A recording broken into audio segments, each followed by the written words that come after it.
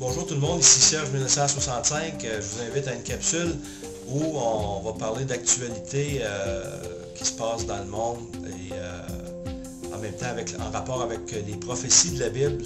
Et le thème aujourd'hui c'est le Seigneur revient.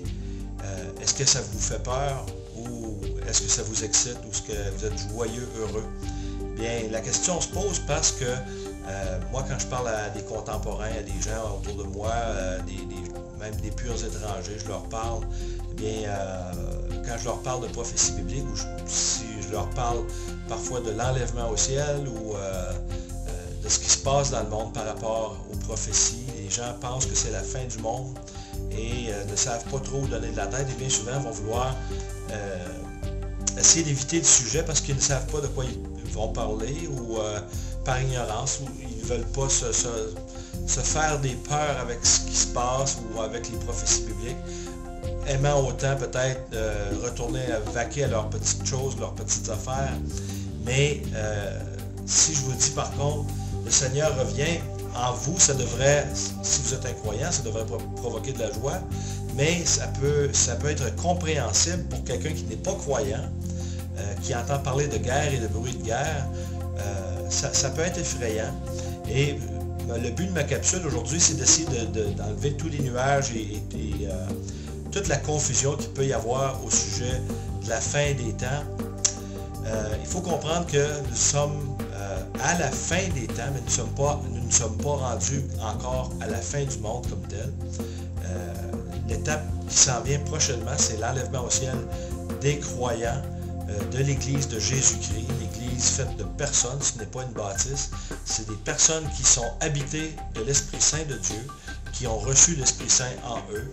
Et si vous êtes un non-croyant, un non-pratiquant et que vous avez de la difficulté à comprendre ces choses, je vous invite le plus tôt possible à vous acheter une Bible, à commencer à lire et à demander à Dieu lui-même de vous enseigner parce qu'il le fait par l'Esprit Saint. Donc, vous pouvez demander à l'Esprit Saint de vous éclairer en lisant les Écritures parce que si vous vous fiez simplement à votre intelligence pour comprendre les Saintes Écritures qui se discernent spirituellement, comme le dit 1 Corinthiens 2, 14 à 16, ça va être un fiasco pour vous parce que le message de la croix est folie pour ceux qui se perdent. Donc, l'Éternel nous dit au Proverbe de ne pas nous fier sur notre intelligence, mais dans toutes nos voies de le reconnaître et il dirigera nos sentiers.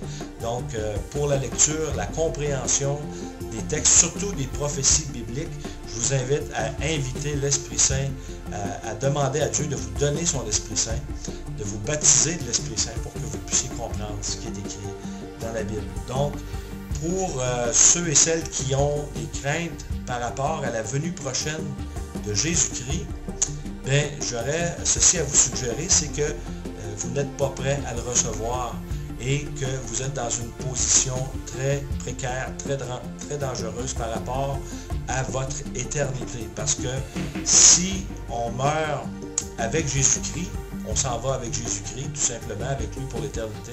Et si on n'a pas Jésus-Christ, eh bien, on est séparé de Jésus-Christ pour l'éternité en enfer. Et ça, c'est sans retour.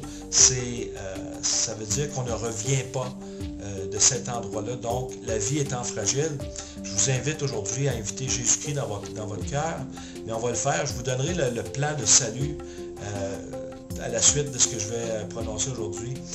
Je vous invite d'abord à lire ce qui est écrit en Matthieu chapitre 24 concernant les temps dans lesquels nous vivons, parce que nous sommes dans ce que la Bible appelle les douleurs de l'enfantement.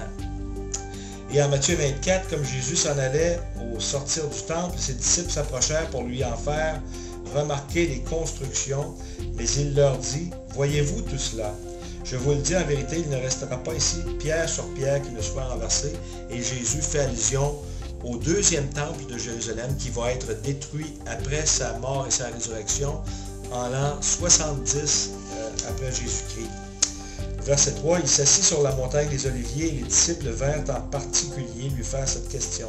« Dis-nous, quand cela arrivera-t-il et quel sera le signe de ton avènement et de la fin du monde? » Et là, il faut comprendre que, dépendamment de la version, il y a des fois c'est marqué la fin du monde et des fois c'est la fin de ce siècle. Et il faut comprendre que nous sommes sous le temps de la grâce, et le temps de la grâce va se terminer avec l'enlèvement des croyants au ciel. Donc, ce n'est pas nécessairement la fin du monde, c'est qu'après cet enlèvement au ciel, il y aura une tribulation, et ensuite, ce sera le règne de Jésus-Christ qui viendra. Mais nous allons continuer au verset 4. Jésus leur répondit, « Prenez garde que personne ne vous séduise. » Et on a beaucoup de séducteurs présentement qui disent être le Christ. Il y a des faux Christ, il y a des faux sauveurs. Donc, nous vivons dans une époque d'apostasie intense, que ce soit au niveau catholique ou au niveau protestant. Les gens abandonnent la foi, et c'est le drame qui se joue actuellement, parce que mourir sans Jésus-Christ, avec les choses qui s'en viennent sur terre, ce n'est pas à conseiller à personne. Verset 5, « Car plusieurs viendront sous mon nom, disant, c'est moi qui suis le Christ, et ils séduiront beaucoup de gens. » On peut penser au Nouvel Âge, à tous les mouvements écuméniques, les religions orientales, et même la séduction pour certains qui se lancent dans l'islam. Rien à voir du tout avec le Dieu de la Bible. Vous entendrez parler de guerre et de bruit de guerre, et c'est ce qu'on entend beaucoup parler dernièrement avec l'Iran, l'Irak, pas l'Irak, mais l'Iran, la Syrie, Israël, les États-Unis qui prennent position au Moyen-Orient. Et il y a des bruits de guerre assez intenses depuis au moins 1 an et demi, 2 ans. Mais là, on dirait qu'on approche au point culminant où les nations arabes vont converger vers Jérusalem. Il y a la prophétie du psaume 83, bien sûr, et la Syrie qui est sur le point de connaître l'accomplissement d'Ésaïe 17.1 avec la destruction de la ville de Damas. Donc, les temps sont périlleux. Vous entendrez parler de guerre et de bruit de guerre. Gardez-vous d'être troublés. Donc, il ne faut pas être troublé, car il faut que ces choses arrivent, mais ce ne sera pas encore la fin.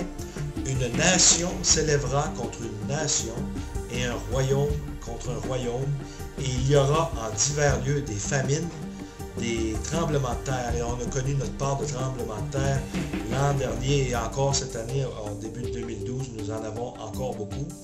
Tout cela ne sera que le commencement des douleurs. Mais aussi, en Luc 21, 28, Jésus nous dit que quand vous verrez que ces choses commencent à arriver, il dit de relever la tête parce que notre délivrance est proche. Et là, quand je parle de délivrance, je parle bien sûr à ceux et celles qui ont donné leur vie à Jésus-Christ. Donc, ceux qui connaissent un peu les Écritures, nous n'avons rien à craindre parce que nous sommes habités de l'Esprit Saint. Au pire, nous pourrions mourir avant la venue de Jésus-Christ qui viendra chercher son Église et l'amener à lui dans les airs.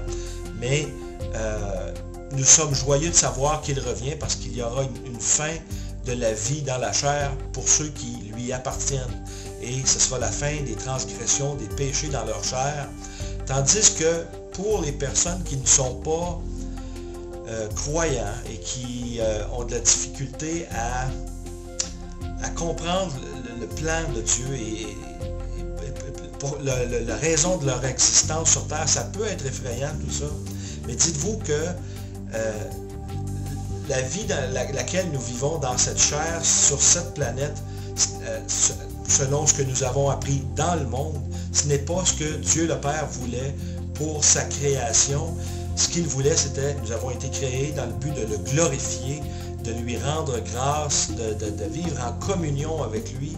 Et donc, ces signes qu'il nous a donnés d'avance, c'était pour que nous nous préparions à sa venue, donc à vivre éternellement aussi dans sa joie, dans sa paix, dans son amour. Et donc, c'est pourquoi il y a un plan de rédemption pour les pécheurs que nous sommes. Donc, si vous avez peur quand vous entendez parler de prophétie biblique, du retour de Jésus-Christ, ça veut dire que vous n'êtes pas prêt. Et moi, ce que je veux faire pour vous aujourd'hui, de tout mon cœur, c'est vous inviter à être prêt. Mais cela demande de l'humilité et un amour aussi de la vérité.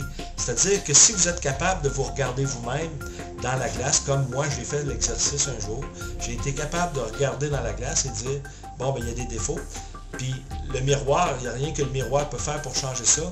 Et le seul remède pour mes péchés, c'est le sang de Jésus-Christ qui a été versé à la croix pour mes péchés. Donc, il suffit d'être assez humble pour s'avouer pécheur devant lui, pas devant moi, parce que moi, je ne suis qu'un simple être humain, tout comme vous, et vous ne me devez rien à moi.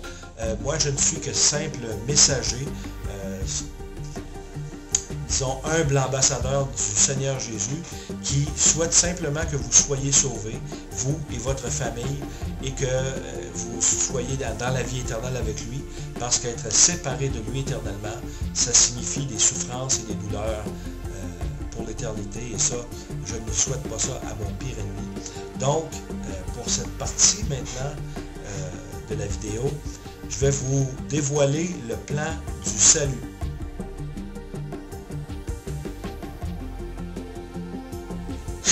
Première partie. Est-il possible de connaître Dieu, le Créateur, de manière personnelle? Bien, en Jean 17,3, le Seigneur le dit, c'est ici la vie éternelle, qu'ils te connaissent, toi, le seul vrai Dieu, et Jésus-Christ que tu as envoyé. Et pour plusieurs personnes, Dieu semble être distant parfois, impersonnel et même désintéressé. Mais ce n'est qu'une illusion parce que Dieu désire que nous le connaissions. C'est pourquoi on se demande pourquoi est-ce que certaines personnes se sentent si loin de lui. Et on peut se demander c'est quoi le problème.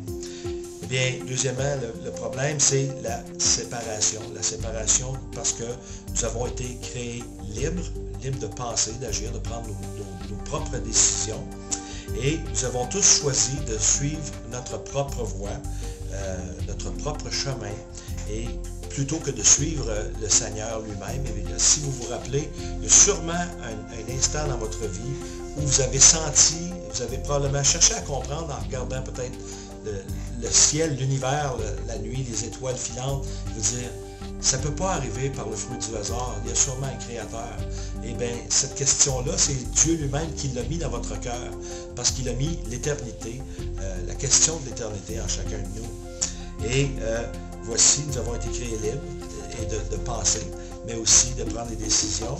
Et malheureusement, certains de nous vont prendre leur propre chemin. Et justement, en Ésaïe 53,6, il est écrit: nous avons tous été errants comme des brebis, nous nous sommes tournés, chacun vers son propre chemin, et l'Éternel a fait tomber sur lui l'iniquité de nous tous. Sur Jésus-Christ, Jésus-Christ a pris tous nos péchés sur lui.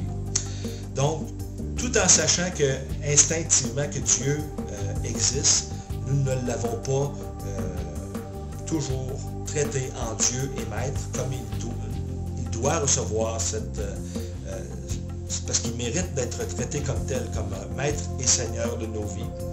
Et c'est pourquoi Dieu va s'objecter, il va dire en Malachie 1,6, « Un fils honore son père et un serviteur son maître. Si donc je suis père, où est mon honneur?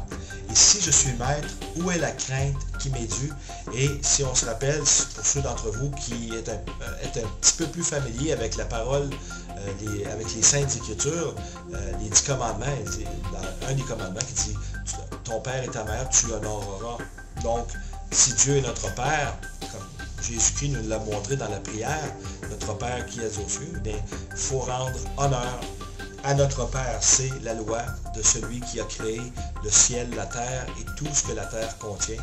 Et nous aussi, nous faisons partie de sa création, donc Dieu a un droit souverain sur chacun et chacune d'entre nous.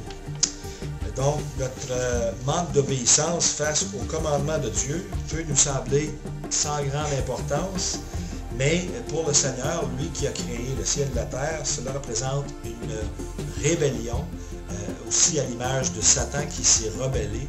Donc, c'est Satan qui a entraîné l'être humain dans la rébellion. Et donc, nous avons choisi d'obéir à la voix de Satan plutôt qu'à la voix de Dieu. Et donc, nous sommes en besoin de rédemption. Donc, si notre péché entraîne une séparation avec Dieu, notre Créateur, la Bible dit aussi Ce sont vos fautes qui ont créé un abîme entre vous et votre Dieu en Ésaïe 59.2.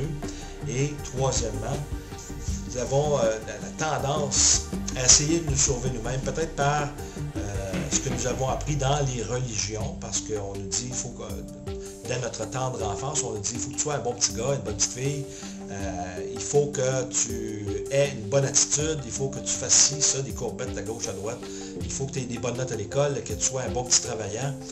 Mais